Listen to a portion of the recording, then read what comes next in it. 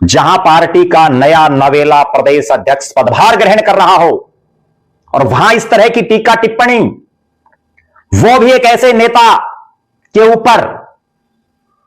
जो 1972 में एआईसीसी का डेलीगेट बना,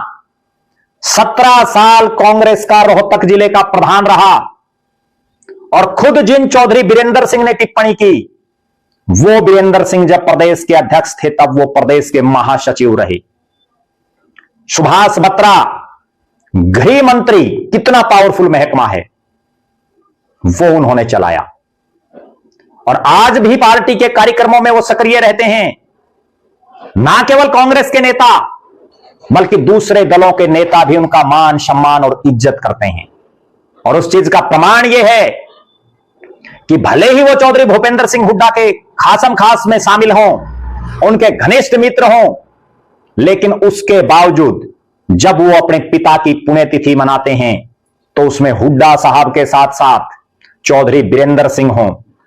चौधरी ओम प्रकाश चौटाला हों, वो भी उनके कार्यक्रमों में आते हैं, तमाम पार्टियों की बंदिशों को तोड़ करके। यहां तक कि इंडियन नेशनल लोकदल के वर्तमान सुप्रीमो अभय सिंह चौटाला ने परिवर्तन यात्रा के दौरान उनके घर खाना भी खाया था। इससे अंदाजा लगाया जा सकता है कि ना केवल कांग्रेस के नेता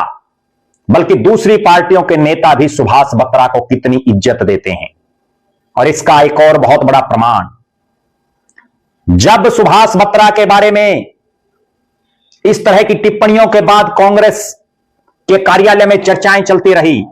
फिर वो पहुंचते हैं चौधरी भूपेंद्र सिंह हुड्डा के सरकारी निवास पर और वहां खुद भूपेंद्र सिंह हुड्डा उनको कहते हैं,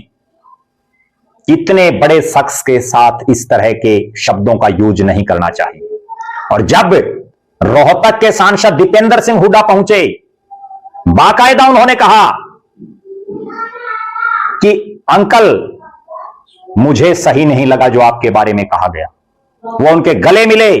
अपने अंदर की पीड़ा जाहिर की और बाकायदा उन्होंने कहा कि आपके बारे में जिन शब्दों का यूज किया गया है मुझे कतई पसंद नहीं है। हालांकि बीरेंद्र सिंह ने बत्रा से अगला शब्द नहीं यूज किया, लेकिन जिस ढंग की गहमा गहमी उस मीटिंग में बत्रा साहब को लेकर के रही, वो सुभाष बत्रा का ही जिक्र हर शख्स वहां कर रहा।